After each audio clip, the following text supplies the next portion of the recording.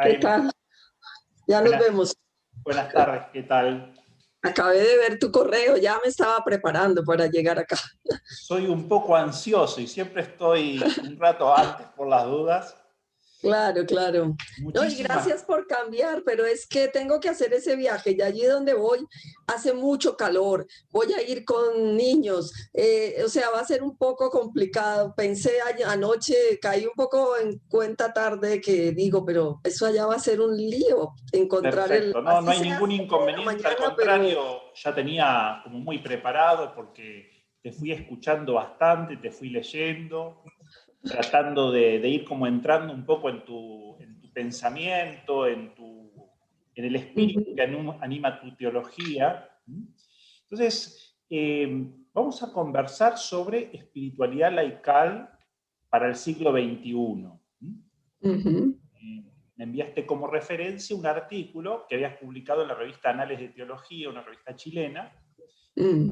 pero primero te presento un poco, sobre todo para el público argentino. Sabes que la mayoría de estos conversatorios fue hecho con gente un poco más local, digamos, ¿no? Pero Ujú, avanzando, los conversatorios también, las miradas de afuera son un poco interesantes porque dan como otra relevancia, otra perspectiva.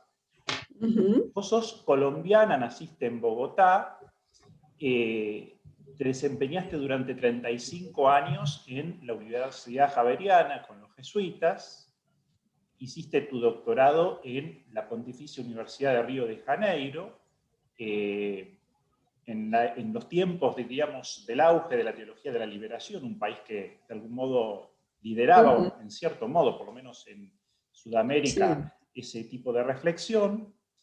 Ujú, Trabajaste como profesora investigadora en la Javeriana y ahora estás jubilada, pero continuás en la Fundación Universitaria San Alfonso, que pertenece a los Redentoristas, y en el programa de teología.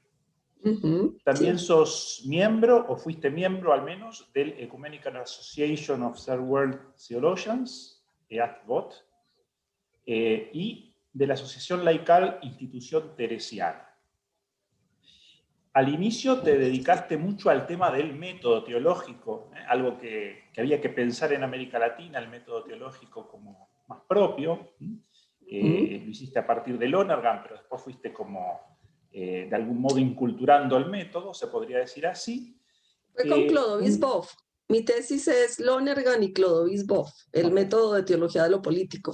Era bien. como ese esfuerzo de articular el método de la teología de la liberación, según Boff, que era el que había tenido esa tesis doctoral de teología de lo político, con Lonergan porque es un autor que se ha estudiado mucho en la Javeriana. Uh-huh. Entonces hay como toda una tradición de conocimiento de Bernard Lonergan. Entonces, pues había que aprovechar lo recibido Pero además para es muy estudiar. interesante porque es un autor que permite progresivamente incorporar nuevas hermenéuticas que se incluyen unas a otras y se enriquecen. Es decir, Ajá. pasar de una teología política muy marcada, como podía ser cierta teología de la liberación, a nuevas hermenéuticas que vos de hecho fuiste incorporando, por ejemplo, más vinculadas a la cultura, a la religiosidad popular, últimamente a lo que sería una perspectiva de género, la teología feminista.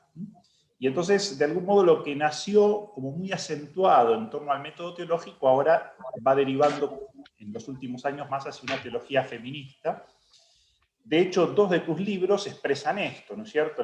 El primero, el método teológico, y el último, Cristología y mujer. Ujú. También tenés muchos videos online. Yo los vi todos, creo. Por lo menos todos los que pude Me vas a encontrar, conocer tú más a mí que yo a mí. y Tú me YouTube, vas a por lo conocer menos más. vi todos los que YouTube me mostró, porque a Ujú, veces siguen apareciendo después de un tiempo. ujú, Me gustó mucho el de el primer encuentro iberoamericano de teología en el Boston ujú, College, y también la ujú. entrevista que te hizo José Religión Manuel Digital. Vidal. Sí, Mm. Religión Digital, donde también tenés, que es como muy también autobiográfico, muchas referencias un poco, diríamos, no solamente a tu teología, sino también un poco al contexto de tu teología. Y ahí también tenés un blog, donde tenés columnas, creo que semanales, Sí, más o sobre menos. temáticas de actualidad, pastorales.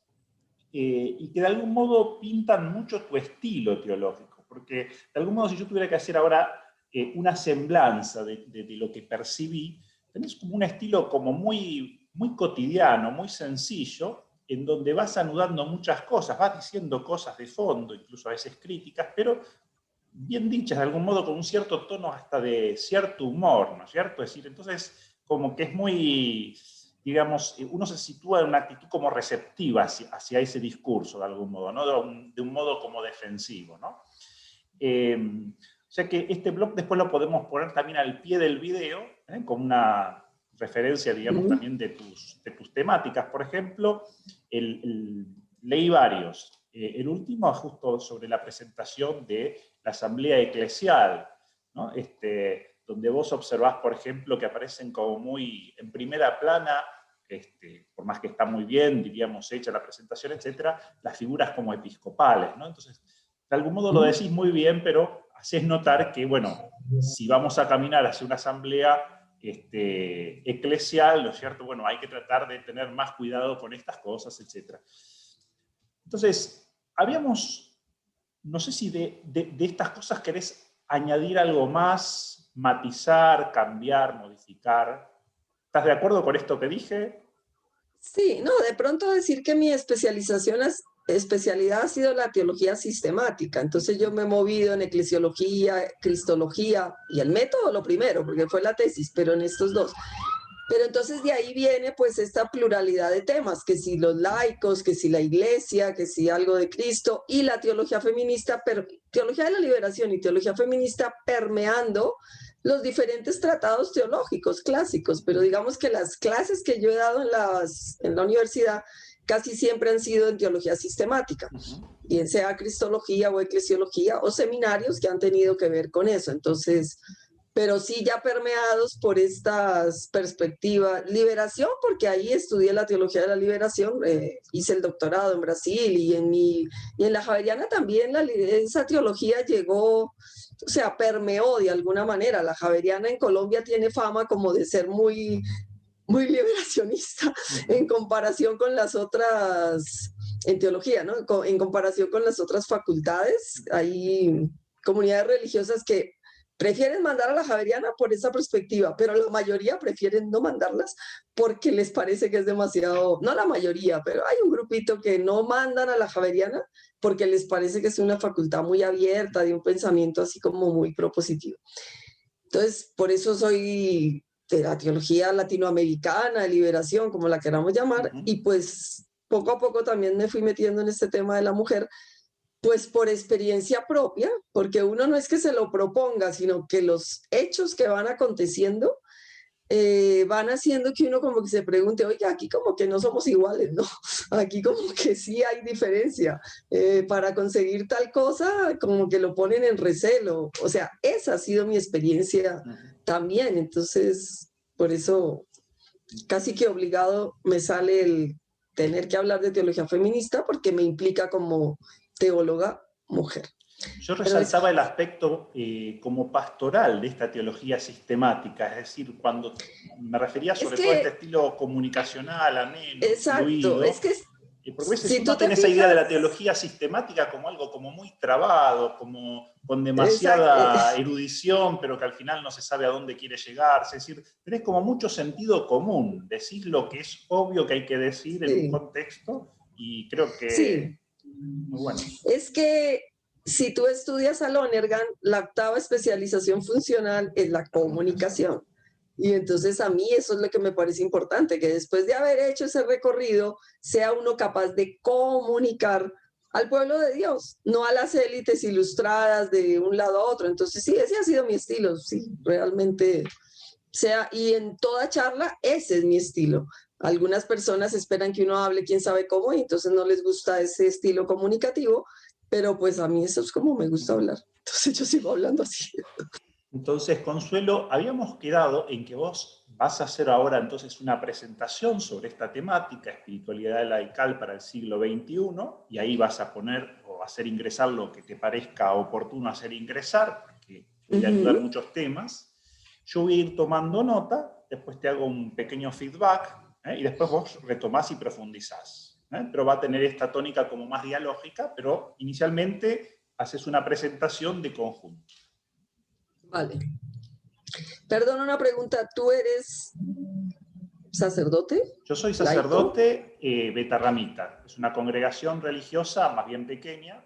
No está en Colombia. Tengo ya, bueno, desde el año 94 soy sacerdote, me doctoré en el 98. Sí. ¿Y trabajas en la católica ahora?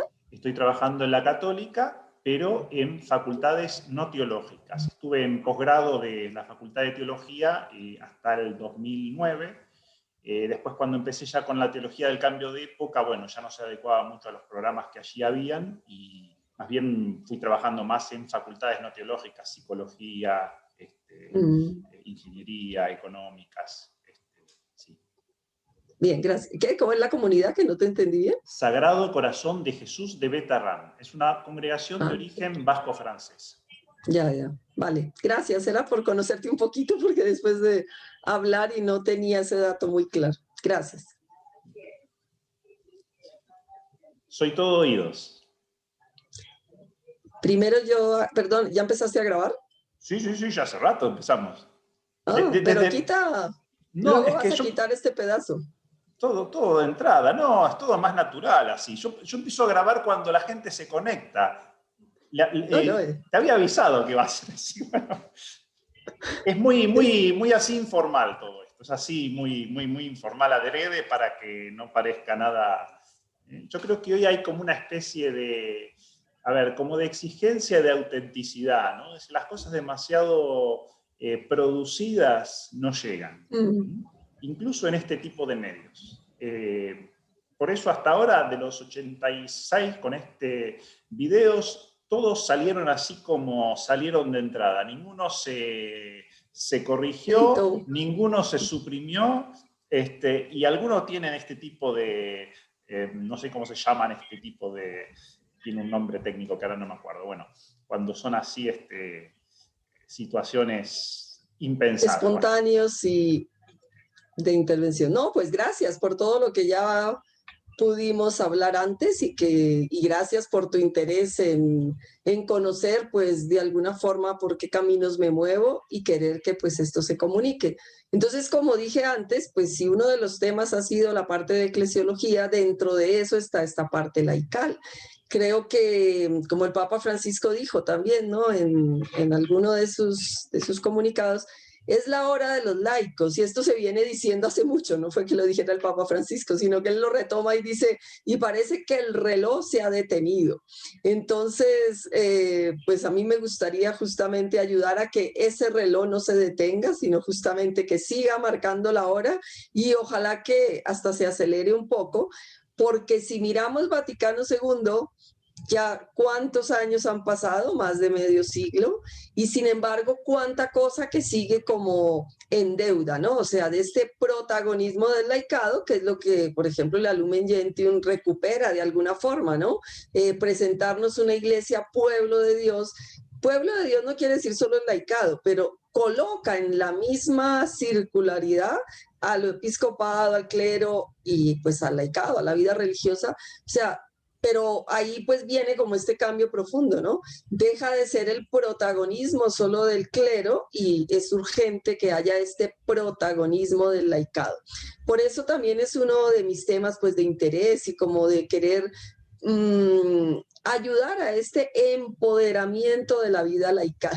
Y en ese punto, por eso yo en el artículo al que tú hiciste referencia, hablaba de la espiritualidad laical.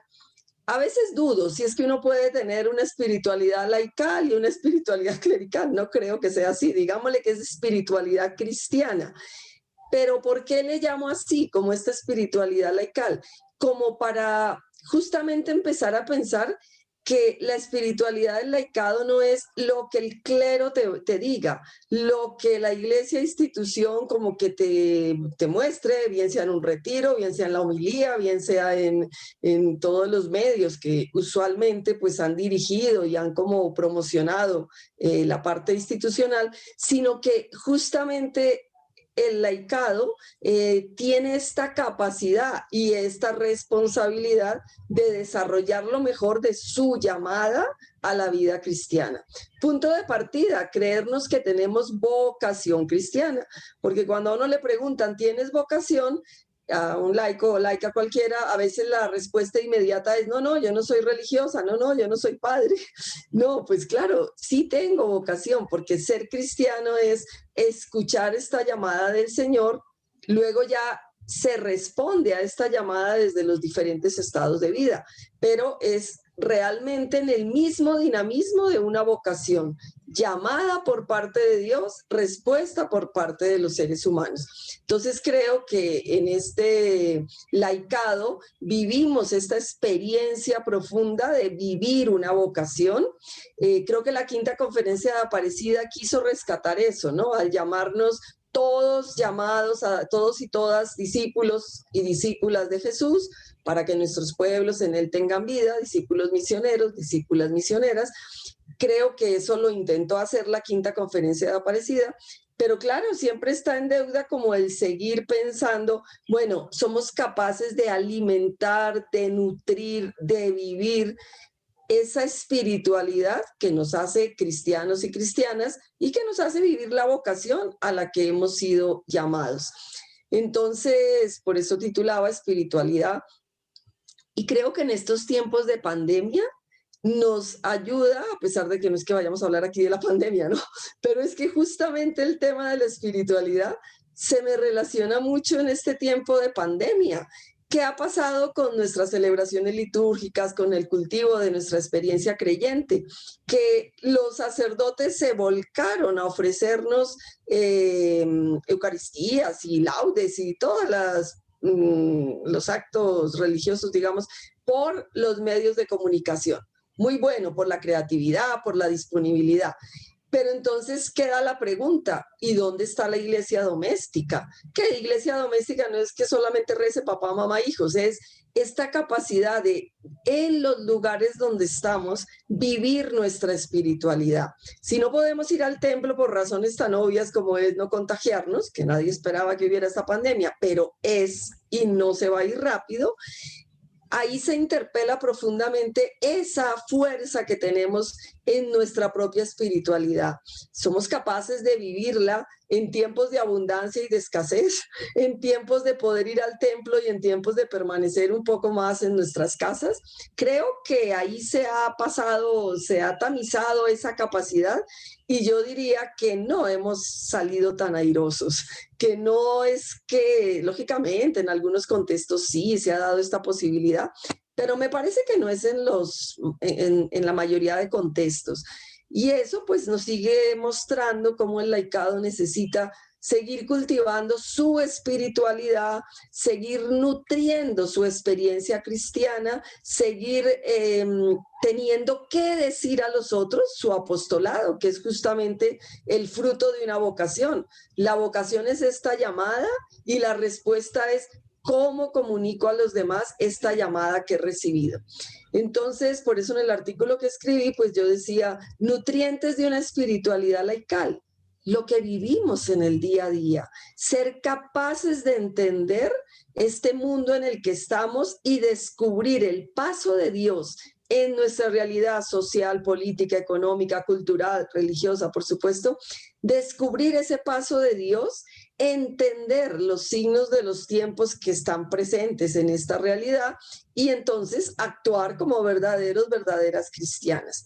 Yo creo que el Papa Francisco en su exhortación Evangelio Gaudium, ahora con Fratelli Tutti, sin hablar de espiritualidad laical ni mucho menos, pero de alguna forma pues es lo que le ha marcado tanto esta iglesia en salida, esta iglesia que fue lo que dijo Gaudium et Spes, ya cuando fue Vaticano II, hace más de 50 años.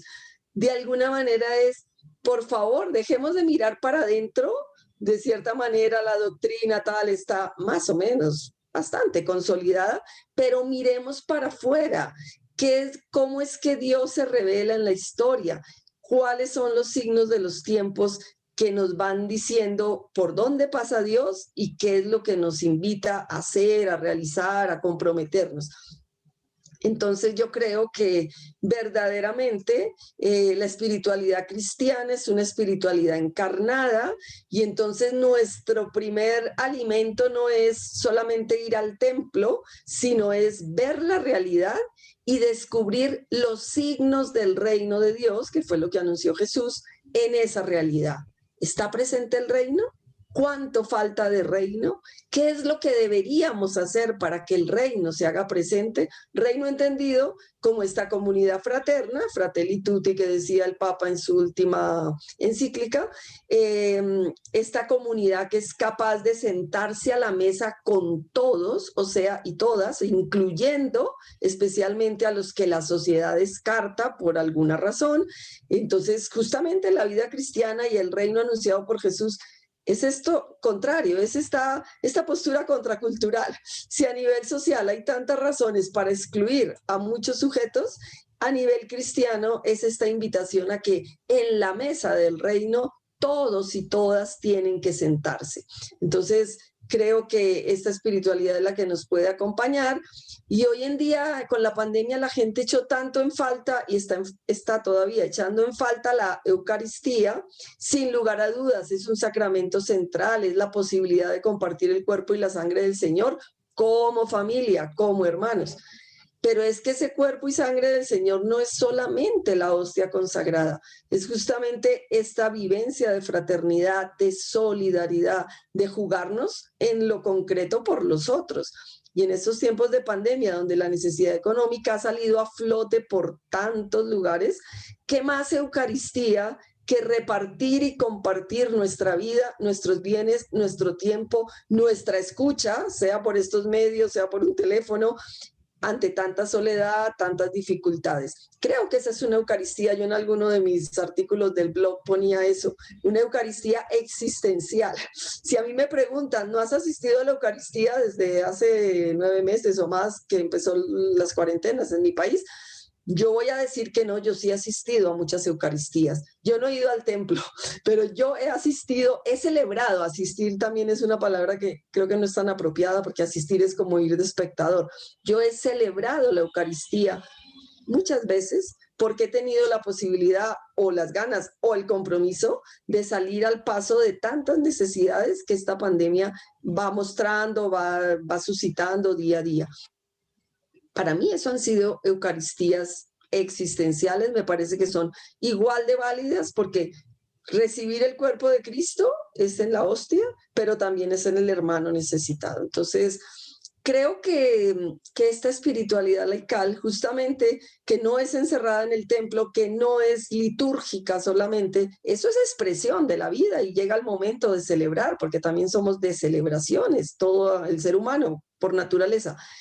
Pero todo eso es expresión de la vivencia de esta espiritualidad, una espiritualidad capaz de comprometerse con su realidad social, política, económica, cultural, esto que estoy diciendo, una espiritualidad que es capaz de ser profética, o sea, denunciar dónde falta este reino de Dios, una espiritualidad que es capaz de ser audaz, proponer nuevas maneras de vivir la espiritualidad cuando llegan tiempos que nos sacan de lo cotidiano, y entonces nos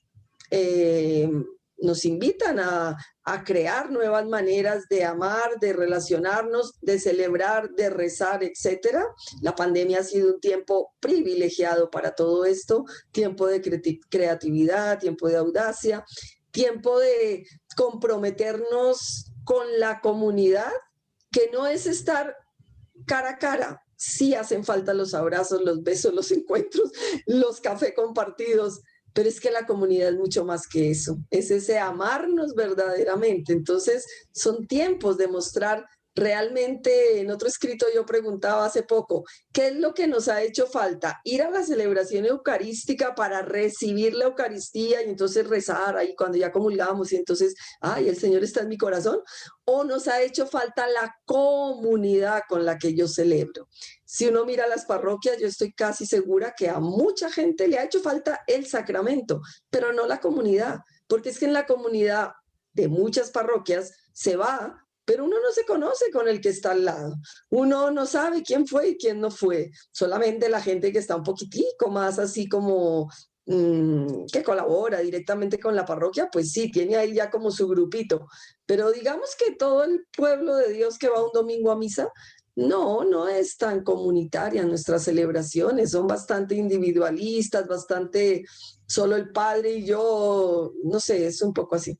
En fin, lo que yo quería como remarcar es, si queremos que el laicado viva el protagonismo que Vaticano II le devolvió, por lo menos en los escritos, que luego las conferencias de América Latina han seguido insistiendo y que además el mundo actual, pues también las personas hoy están siendo más independientes, más proactivas, más capaces como de esta autonomía.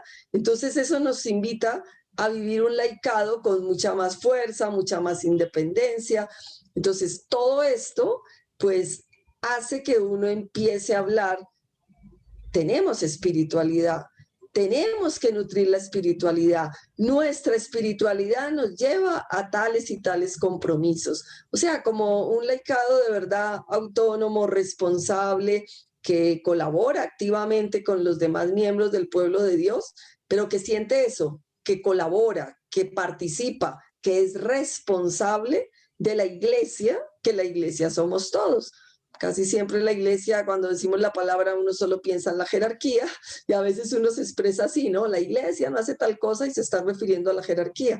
Pero en estricta orden, la iglesia somos todos y todas y es como la urgencia que tenemos de vivir este ser eclesial, viviendo nuestras vocaciones a las que hemos sido llamados, todos y todas participando de esta vocación cristiana, cada uno en el estado de vida que elige, en el grupo comunitario que elige, en las tareas profesionales, educativas, lo que sea que elige, y desde ahí pues vivir este ser cristiano. O sea, el ser cristiano no se mide por ir a la misa más o menos, eso es punto de llegada de la vida, sino que se vive y se juega en las 24 horas de nuestro quehacer cotidiano.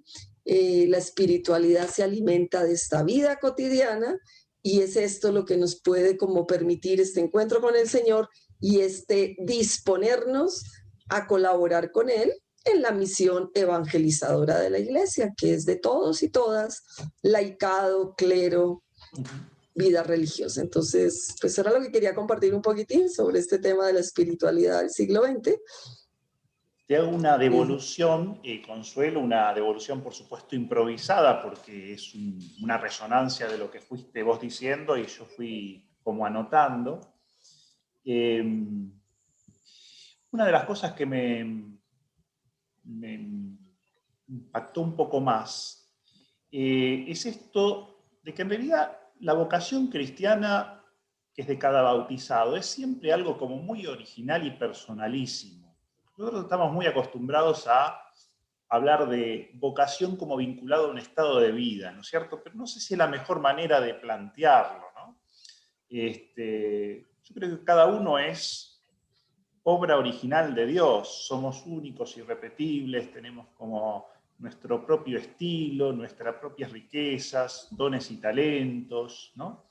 Yo creo que es una de las cosas que hay que empezar como a revalorizar más, es decir, la originalidad genuina de cada una y de cada uno, ¿no es cierto? Y en este sentido es muy interesante esta idea de recuperar o de profundizar o de ahondar el protagonismo del fiel laico, digamos, del bautizado. Todos somos bautizados, ¿no es cierto? Desde esa perspectiva. Es decir, que eso es algo que enriquece a toda la iglesia y en este sentido los laicos y las mujeres lo ponen de manifiesto de un modo particular. Me parece que es uno de los grandes canales, cauces de renovación de la vida de todo el pueblo de Dios. La renovación no viene justamente hoy del clero, sino que va a venir justamente de los laicos y sobre todo de las mujeres. ¿Por qué digo esto? Sobre todo porque se vinculan a lo que vos llamabas de algún modo la cotidianeidad. En la época en que vos hiciste tu doctorado, posiblemente nosotros poníamos mucho el acento, se ponía más el acento en los grandes signos de los tiempos, ¿no? Esas grandes lecturas de la historia, lo que se llamaba la segunda modernidad, etc. Yo creo que la posmodernidad nos fue llevando más a una mirada como cotidiana, ¿no? Los signos de los tiempos, pero en la cotidianidad de la vida. Creo que es como mucho más realista esto. Y también me parece que es mucho como más laical, es decir, bueno, es el día a día, la vida en familia, ¿no es cierto?, las cosas que hay que hacer, ¿no? Por supuesto, a esta cotidianidad a veces la hackea algún tipo de tiempo excepcional, como es ahora la pandemia, ¿no es cierto?, que de algún modo nos exige más, y que también va en la línea de la encarnación. Ahora, a mí me parece que para discernir bien hace falta profundizar, hace falta el silencio, la oración, hace falta como esa hondura que nos hace como ir más profundo, ¿no? Es decir, en principio hay tiempos como la pandemia o tiempos difíciles que propician, me parece, esta actitud. Pero, por supuesto, si libremente no adherimos y no buscamos también esa hondura, tampoco el discernimiento surge mágicamente. Y yo creo que en este sentido es un tiempo para cultivar la mística, pero entendido desde esta perspectiva, es decir, la profundidad sapiencial y teologal de las cosas, de la vida, de los momentos. Uno de los aspectos que vos subrayabas muy claramente, ¿no es cierto?, era el tema de los pobres, de los excluidos, en la línea esta del fratelli tutti, es decir, somos todos hermanos, pero justamente esto parece como más amenazado por aquellos que pueden quedar afuera. Esto que vos misma decías que es como contracultural, porque evidentemente nosotros vivimos desde el siglo XIX muy claramente, desde la modernidad, una especie de notorio darwinismo social, ¿no?, donde siempre parece que al que se aplaude es al que triunfa, se impone, ¿no es cierto? Y estos modelos competitivos, no podría decir patriarcales en sentido amplio, ¿no es cierto?, pero que en el fondo, digamos, miran solamente este tipo de resultados competitivos de quién es más, quién puede más, ¿no es cierto?, pero no busca el encuentro, no busca el afecto, no busca el vínculo, ¿no es cierto? Bueno, es esto lo que hoy tenemos que, me parece, como cultivar más, ¿no? Y en ese sentido es muy interesante lo que decís sobre la Eucaristía, es decir, justamente la Eucaristía se fue vaciando a veces de sentido, es decir, por supuesto, desde la teología sigue siendo el Señor, sigue siendo el cuerpo de Cristo, Dios que nos ama, pero se fue vaciando de sentido sacramental, es decir, del sentido simbólico que le es inherente, por ejemplo, el sentido de proceso, alimentarse es un proceso, el sentido del vínculo. Comer es interactuar también con los demás, también es incluir, que no quede nadie afuera. Y entonces todos estos elementos que comporta teológicamente, ¿no es cierto?, el sacramento de la Eucaristía, muchas veces fueron como desapareciendo en función más bien de un individualismo, ¿no es cierto?, es decir, esa devoción moderna que llevó más bien como a la subjetividad moderna del creyente, ¿no es cierto?, a estar solo con Dios, ¿no es cierto? Y justamente yo creo que hay que recuperar la vincularidad, ¿no es cierto?, la dimensión como comunional de la Eucaristía, y este es un buen tiempo, por motivos de fuerza mayor, por supuesto, ¿no es cierto?, que es el evitar contagios, pero es un buen tiempo justamente para cultivar esos otros aspectos eucarísticos que hacen a nuestra fe, que hacen al sacramento de nuestra fe. Y en ese sentido uno podría hasta pensar que desde esta perspectiva el mundo es templo de Dios, ¿no es cierto? Es decir, el templo de piedra de algún modo está expresando ese llamado más amplio, ¿no es cierto?, al encuentro con Dios en la cotidianeidad de la vida, ¿no es cierto? Lo que le dice Jesús a la mujer samaritana, soy yo el que habla con vos, en torno al pozo que expresa cotidianeidad. Jesús dice las palabras propias de Yahvé, y lo dice no en el templo donde habitaba la gloria de Dios, ni en un lugar muy excepcional como podía ser una montaña sagrada, sino en el ámbito de la cotidianeidad, el pozo de agua. Bueno, estas son las resonancias que se me ocurren un poco a lo que fuiste compartiendo, Consuelo, así que vos ahora tenés que retomar esto y ver un poco por dónde lo profundizamos. Pues me llama la atención el que dice, ya no estamos en esos grandes relatos que estaban en el pasado, estamos en otro momento en el que no hay esos grandes relatos, pero no se nos evade de responder a las realidades humanas, a lo político, a lo social, a lo económico, a lo cultural. Pero ¿cómo hay que responder desde ahí?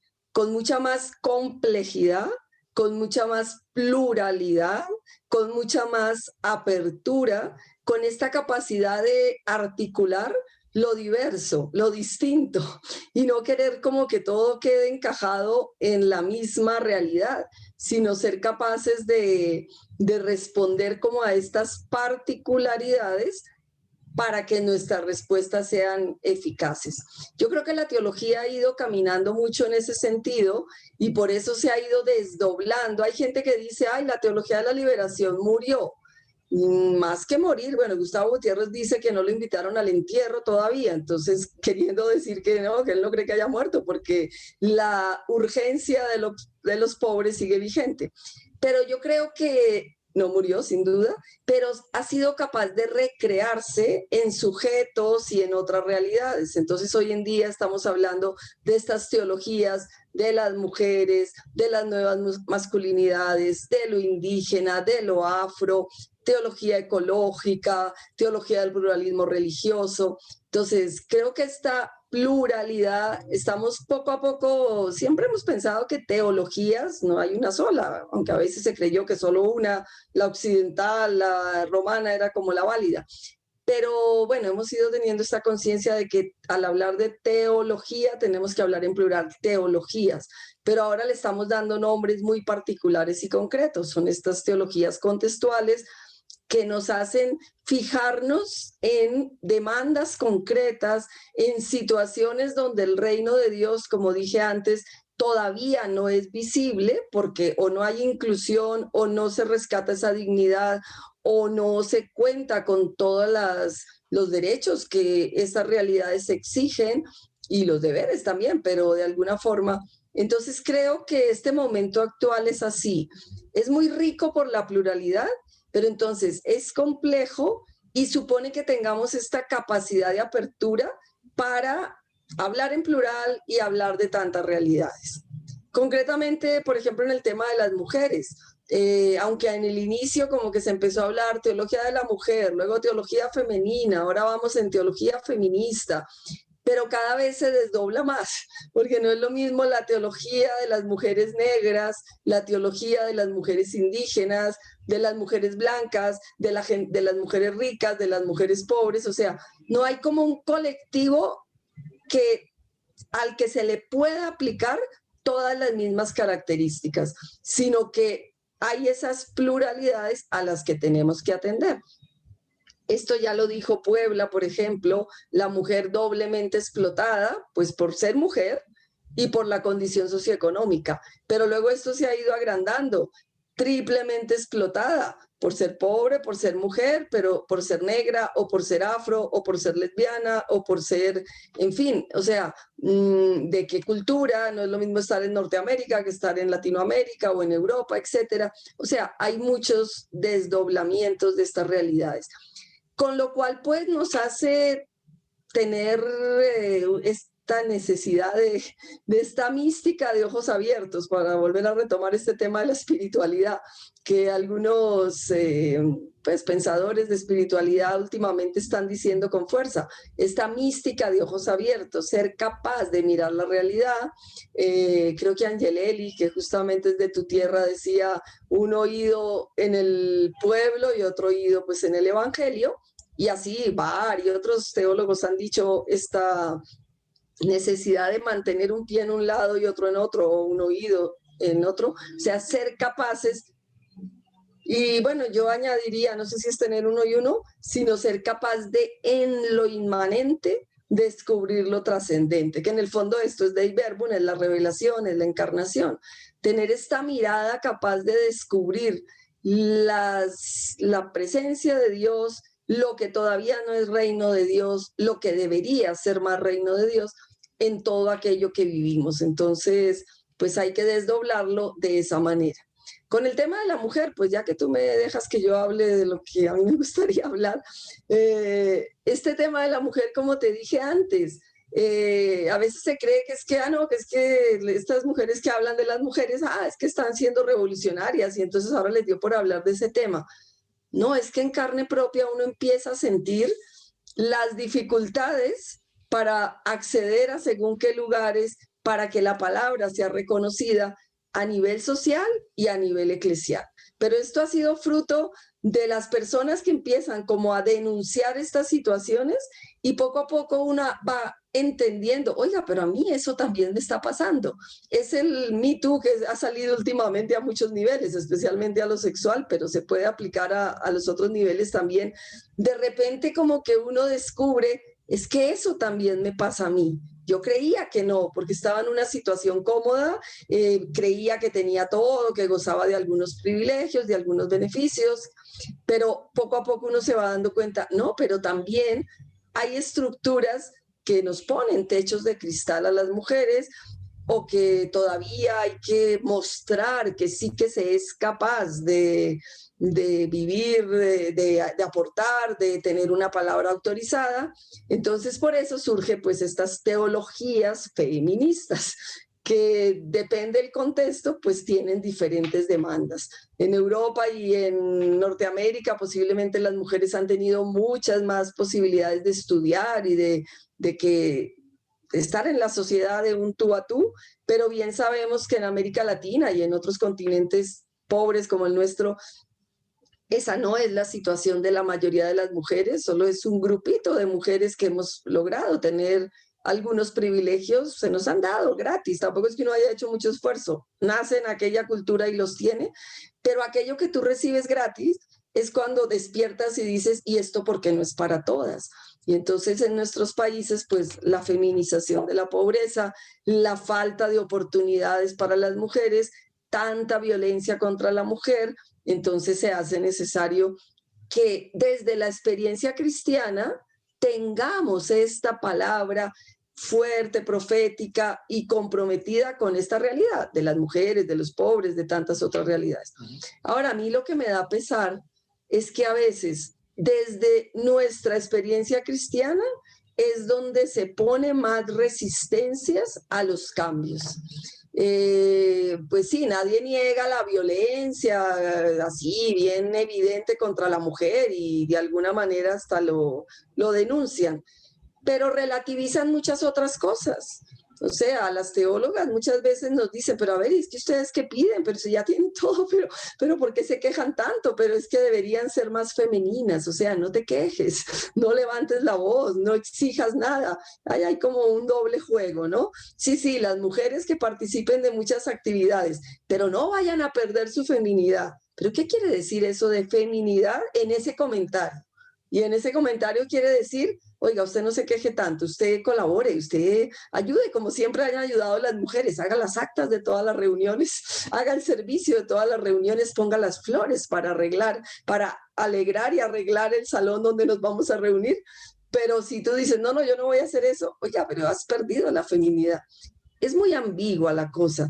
Y entonces ahí es donde viene la urgencia de que la teología asuma estas causas y entonces por eso se desarrolle más una teología feminista, una teología afro, una teología indígena, siga la teología de la liberación, porque la situación de los pobres es evidente, pero tendría que ser esta iglesia pueblo de Dios, pero también esta iglesia jerarquía, la que fuera más abanderada de estas causas.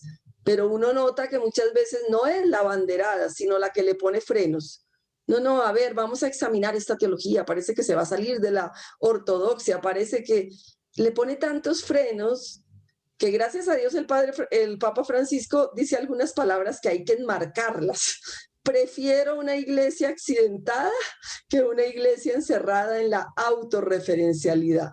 Yo creo que eso lo tenemos que poner más hacer conocer más, ¿no? Porque la iglesia tiene muchos temores, la iglesia, todos los cristianos y los clérigos, uy, ¿qué tal que nos equivoquemos? ¿Qué tal que estemos como yéndonos a la heterodoxia? Bueno, prefiero una iglesia accidentada por intentar responder a los desafíos presentes que una iglesia que se quede dándole vuelta a lo ya conocido, a lo ya afirmado y sin hacerse la pregunta, ¿y esto no podrá ser de otra manera? Esta pregunta es la que se llama hermenéutica de la sospecha. Sospechar que las cosas pueden ser de otra manera. Y la palabra sospecha pues es como negativa, ¿no? Uy, pues sospechar parece que es como dudar. No, sospechar es hacerse esta pregunta y no podrá ser de otra manera. Y esto siempre tendrá que ser así. y no podría ser con otro estilo, con otra forma, con otro punto de partida. Eso es a lo que se le llama en teología actualmente hermenéutica de la sospecha. Valiosísima porque nos ha abierto tantos campos y tantos desdoblamientos en el quehacer teológico, pero que causa tanto temor y tanta resistencia en muchos sectores eclesiales, empezando por el mismo laicado. Entonces volvamos al laicado. Un laicado que no tiene una espiritualidad encarnada y comprometida, ese es el laicado dependiente, temeroso, pegado a unas prácticas y que teme que si se separa de esas prácticas, parece que ofende a Dios o yo no sé a quién. Le han enseñado una moral como del miedo, del cumplimiento. Entonces uno encuentra a laicos y laicas que se meten en grupos. Últimamente se ha hablado tanto de nuevos movimientos laicales y uno va a revisar un poquito en qué consisten algunos de estos nuevos movimientos laicales y son de un conservadurismo, de un rigorismo, de un tradicionalismo que asusta y uno entonces le da miedo y dice, oiga, ¿este laicado para dónde va? ¿Para adelante o para atrás? Y desafortunadamente a veces va para atrás. Consuelo, hago ahora también una pequeña devolución a esto y después ya te dejo que vos hagas como el cierre de algún modo, ¿no es cierto? Es decir, las cosas que puedan quedar pendientes, incluso como respuesta a lo que ahora yo diga. Sí, estamos viviendo el paradigma de la complejidad ahora, ¿no es cierto?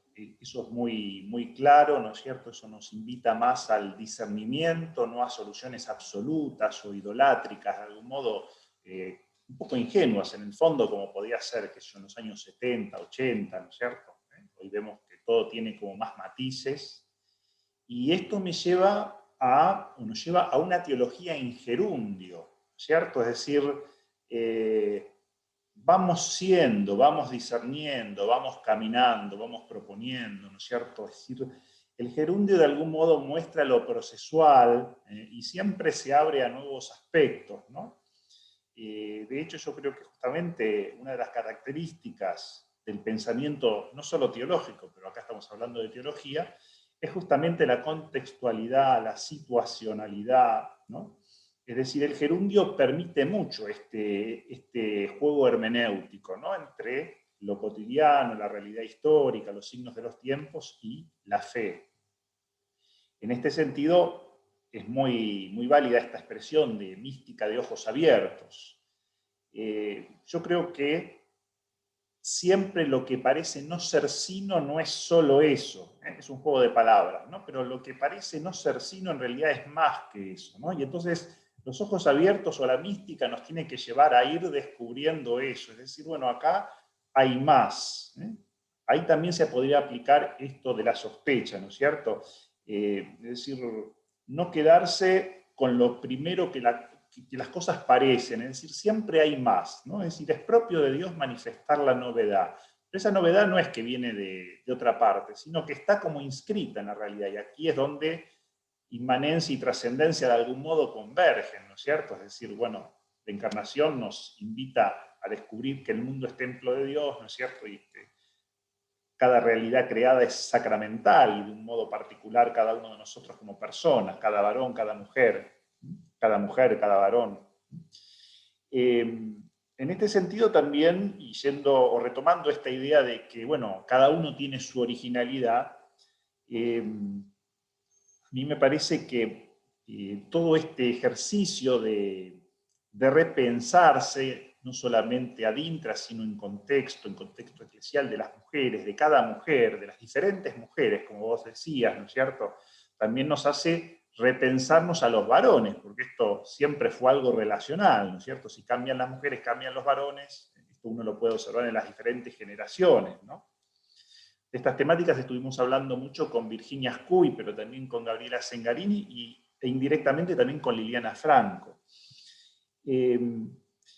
A mí me parece que las diferentes observaciones que vos hacías son como complementarias, no hay que oponerlas, sino que tomarlas como parte de una realidad compleja, es decir, el aspecto como más político, más asociado a la teología de la liberación, de la protesta, ¿no es cierto?, de la toma de conciencia de que las mujeres siempre estuvieron sometidas o que no tuvieron el espacio de participación o que no llegan ahora a instancias de decisión, etc. Ese es lo primero que aparece, ¿no es cierto? Y de algún modo siempre las cosas empiezan por la herida, empiezan por lo que a uno le molesta más o le provoca más, ¿no es cierto? Pero a mí me parece que hay que integrar también otras dimensiones que van haciendo a la identidad, ¿no es cierto?, al descubrimiento del propio sí mismo, del ser sí mismo, y que de nuevo es un proceso muy personal y que tienen que ver con aspectos culturales, estéticos, espirituales, incluso lo que Juan Pablo II podía llamar el genio, ¿no es cierto? Decía él, hablaba del genio de las mujeres, pero no como algo sustitutivo de lo anterior, sino como algo propio, ¿no es cierto? Bueno, es un modo de ser. Y en este sentido, a mí me parece algo sumamente importante en la teología, digamos, por lo menos lo veo así, que es como también identificar la originalidad del lenguaje teológico femenino, ¿no es cierto? Es decir, hay como, o el lenguaje teológico de las mujeres, hay como un modo de decir las cosas, hay un modo de expresar las cosas, que no es más de lo mismo o no es algo en contra de lo anterior, sino que es algo totalmente diferente, inédito, y que en eso enriquece a lo humano, ¿no es cierto? Es decir, le dice algo a lo humano, le dice algo a los varones, ¿no? Pero es otro tipo de lenguaje. Y yo creo que también los varones tenemos que estar atentos a valorar ese tipo de lenguaje y ese tipo de manifestación, que es diferente, no es en los moldes de más de lo mismo, ¿no es cierto? Sino que es propositivo de otra manera, ¿no es cierto? Es decir, y yo creo que ahí es donde está la riqueza, ¿no? Es decir, no es una cuestión de plazas simplemente, sino de estilos, y en ese sentido a mí me da la impresión de que hay una riqueza que se va como explorando, ¿no es cierto? Que cada mujer va explorando en su imaginario, en su forma de experimentar las cosas, en su sensibilidad, en su modo de conducirse, de liderar políticamente, de insertarse en la comunidad cristiana, etc., que es una riqueza y a la que nosotros tenemos que estar como muy atentos también para que todo tenga su lugar, ¿no? Por eso digo, en este sentido no estoy como negando nada de lo que decís, sino más bien como tomando conciencia de que hay que integrar todas esas variables, ¿no?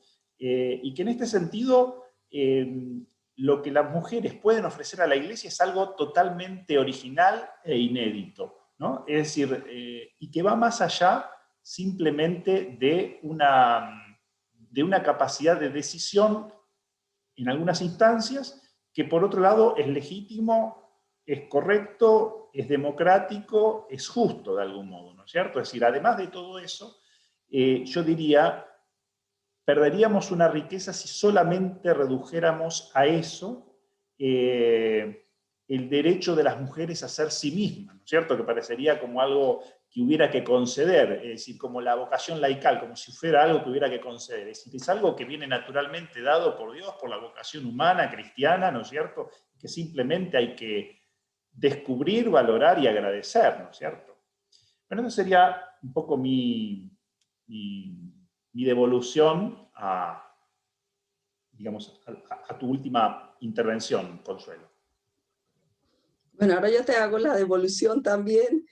Es un tema complejo, o sea, yo sí que creo que tenemos que recuperar la identidad personal de mujeres y varones, porque también hemos estado en sociedades muy homogenizadas y donde te sales del patrón, pues entonces llamas la atención demasiado y te rechazan o en fin. Entonces, sí, claro, hay que recuperar toda esta identidad personal, la riqueza que cada ser humano tiene, sea varón, sea mujer, y vivirla como con toda la plenitud, con toda la libertad, con toda la autonomía. O sea, creo que eso ni siquiera es de la iglesia, eso es un signo de los tiempos. El ser humano ha ido recuperando su libertad, lógicamente con todos los peligros anexos, ¿no? Que también puede ser el libertinaje, el totalmente no querer como ceñirse a ninguna norma, y entonces, bueno, eso ya lleva a otro cuento. Pero estamos hablando es de esa madurez personal que tal vez no hemos tenido, bien sea por un Estado autoritario, por una iglesia clerical, por una sociedad machista. Entonces ni varones ni mujeres se han podido salir de sus roles porque así han sido las estructuras. Hoy en día estamos diciendo, no, no, a ver, esto hay que repensarlo de otra forma, relacional, o sea, tenemos que encontrarnos, tenemos que enriquecernos, etcétera. Pero el perito que te devuelvo es cuidado con, para mí, o sea, tampoco en todas las mujeres no estamos en la misma onda, ni estamos de acuerdo en todo lo que decimos, ni en nuestras caminadas teológicas ni personales. Entonces tú encontrarás, a cada persona dice una cosa diferente. Y hay que también hacer valorar, cuando tú hablas, por ejemplo, de los teólogos, tú hablas de Karl Rahner, de Gustavo Gutiérrez, tú no los homogenizas. Entonces también de las mujeres hay que empezar a hacer esto, ¿no? La teología de Virginia, la teología mía, la teología de cualquier otra teóloga. Entonces por eso también tenemos diferencias y eso no pasa nada. Te dije 3 nombres de 3 personas a las que aprecio muchísimo y que son muy diferentes las 3.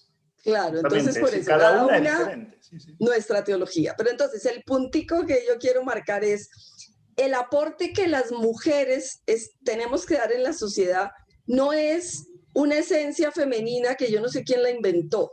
El aporte que tenemos que hacer es que tenemos que estar presentes, pero como soy yo, como es la otra, como es la otra, como es la otra. O sea, todas no estamos homogenizadas, no hay una esencia femenina que como que ahora la vamos a poner y que comúnmente se entiende, como hice ya referencia antes, a ser delicadas, a poner el detalle, a ser intuitivas, a ser tal. Sí, somos todo eso, pero los varones también son todo eso. Lo que pasa es que cada persona tiene sus dones personales y lo que ha faltado es presencia de las mujeres en los espacios de decisión, presencia de las mujeres en los espacios de pensamiento, valoración de las mujeres en sus pensamientos, pero no es en el pensamiento femenino, es en sus pensamientos. Cada una tendrá uno según sus experiencias, sus estudios, sus circunstancias. Y la palabra que tú antes hablaste del genio femenino del Papa Juan Pablo II, esa palabra es muy ambigua, muy porque criticada, cuando él dice... Sí. Genio femenino está diciendo esto que yo estoy diciendo. Y con eso nos dicen, pero ustedes ¿qué más quieren? Lo que importa es que pongan aquí su feminidad, pero a ustedes no les pertenece nada más. Es muy ambiguo eso y los papas lo repiten porque como es lo que se ha dicho, pero cada vez es más claro que no, o sea, pero eso no quita la importancia de la relacionalidad. No es que haya que voltear la tortilla, como decimos tanto, no es que ahora las mujeres arriba, los hombres abajo, no, tenemos que estar sentados todos en la misma mesa, pero es que hay que acostumbrarse a valorar a la mujer por su inteligencia, por su capacidad de progreso, de mirada clara, y al hombre por sus intuiciones y sus detalles. Cada vez uno descubre más a los varones que ahora son capaces de criar los hijos solos. Yo personalmente tengo familiares que crían varones, especialmente uno, cría a sus hijos solo, por X causa. Y el detalle, la ternura, el cuidado es, o sea, la paternidad tiene todas las características de la maternidad. Lo que pasa es que en nuestra sociedad eso no se dejaba vivir. Entonces los varones, el que lo mostrara, lo desprestigiaba. Pero hoy en día los varones están siendo mucho más tranquilos y están desarrollando todo eso que también son. Entonces... Como que hay que pensar o acercarse a esta y otros temas o a otras realidades más desde una perspectiva fenomenológica hermenéutica. Es decir, bueno, no tanto desde una perspectiva como desde los universales o desde los conceptos, ¿cierto? Esencialista, sino más bien fenomenológico hermenéutico, porque eso es lo que te permite justamente captar lo original de cada situación. Exacto. Cuando hablamos de las mujeres tenemos la tendencia a caer en esa esencia femenina y es lo que ha faltado. No, lo que ha faltado es que estemos ahí presentes, pero como somos cada una, y unas son más racionales, otras son más intuitivas, otras son más detallistas, pero otras son más deportistas y con deportes que no son los tradicionalmente asignados a las mujeres. Eso es lo que ha faltado. que en el fútbol nos emocionemos igual con varones y mujeres, pero eso todavía está lejos, o sea, todavía el campeonato mundial es lo que convoca al globo entero, pero el de Bueno, pero mujeres igual, eso casi nadie lo ve. Consuelo, hay cosas que, o sea, si uno hace como un ejercicio de aproximación dentro de esta heterogeneidad, y como yo te decía, te había dado nombres diferentes justamente que acentúan cada uno de estos diferentes ámbitos que vos señalabas, ¿no? Pero, digo, después algo en común también uno puede leer, es decir, a ver, ni el esencialismo ni el nominalismo extremo, ¿no es cierto? Es decir, bueno, algo intermedio hay que encontrar, ¿no? Por lo menos provisoriamente. Yo creo que el gran riesgo de la crítica a los universales es cuando se absolutizan, ¿no es cierto? Pero uno también necesita en algún momento hacer síntesis, ¿no es cierto? El tema es que después tiene que volver a cuestionar esa síntesis, ¿no? Hay como una dialéctica, ¿no? Entre la diversidad, ¿no es cierto?, la observación fenomenológica, hermenéutica, que lleva a una interpretación, a un cierto concepto, y volver a empezar el círculo hermenéutico, ¿no es cierto?, es decir, donde uno vuelve a repensar todo eso. Porque también sería, a ver, tampoco sería muy adecuado decir, bueno, no se puede afirmar nada de los varones o de las mujeres porque cada uno es cada uno. Es decir, uno, bueno, eso lo podríamos decir en algún aspecto, pero también podríamos decir, bueno, pero hay algunas características como comunes que podemos observar, ¿no es cierto? Y que nos permite también como comunicarnos, ¿no? Pero bueno, igual este es un tema ya como más fino, digamos, pero Sí, creo que está clara un poco la idea de fondo. sí. Solo añado, hay que hablar con la complejidad que tiene. O sea, tal característica la comparten los varones de tal realidad en tal contexto, pero en otros contextos no es así. Y tal otra las mujeres, en tal, y a las mujeres les falta tal cosa, o comparten la violencia sexual, comparten el negativo. Son víctimas de tanta violencia sexual, mujeres blancas y negras, ricas y pobres. Esa es una realidad que nos afecta a todas las mujeres, casi, pues a muchas. Sí, o sea, no es que no se pueda hacer síntesis, pero vuelvo a la palabra que dije al principio, estas realidades complejas donde tenemos que estar como nombrando toda la complejidad para no simplificarlo tanto. Y entonces en estas teologías contextuales cada vez se descubre más la complejidad y la necesidad de hablar, de no perder ese lenguaje complejo, en aras de hacerlo tan sencillo que no se haga, que no se pierda la riqueza de la diversidad, pluralidad, y que ahora se intercambia esa pluralidad, porque como la globalización tiene esa parte positiva también, ahora sí conocemos lo que pasa al otro lado con más facilidad. En cambio, antes uno no sabía que es que había gente de otra forma, lo que fuera. Entonces ahora nos homogenizamos en cierto sentido, pero también conocemos esa pluralidad tan inmensa que hay. Y eso nos debe servir para enriquecernos y no cerrar nuestros horizontes, sino ser capaces como de ampliarlos y la palabrita que tú mismo dijiste, el gerundio, o sea, andando, justamente Teologanda, que es la asociación que Virginia ideó y que con otras pues están llevando adelante, el significado es teología andando, o sea, que seguimos caminando, que se va haciendo, no es algo estático y ya, esto es, sino que justamente cada día, cada circunstancia, cada momento histórico nos va enriqueciendo, y muy bien lo dijiste tú, este círculo hermenéutico. Mi amigo Lonergan habla de la espiral, una espiral en donde se va, no se repite. Él criticaría el círculo hermenéutico porque dicho así círculo parece que vamos a pasar por el mismo punto. Espiral te va como ampliando, ampliando, ampliando, y entonces, aunque haya un núcleo central que te sostiene, cada vez está más enriquecido. Pero bueno, todo esto es teología haciéndose, caminando, y vamos descubriendo la riqueza de una vida eclesial, de una vida laical. El gerundio yo creo que tiene mucho que ver efectivamente con Lonergan. Vos dijiste con humor justamente en ese encuentro iberoamericano primero, que si no entendían un poco a Lonergan, como había dicho Gustavo Gutiérrez, te ofrecías a explicarle a los teólogos qué decía Lonergan. Yo lo simplifico muchas veces ese círculo hermenéutico con este método fenomenológico, hermenéutico con minúscula, teologal, analógico, hermenéutico con mayúscula, pastoral, ¿no?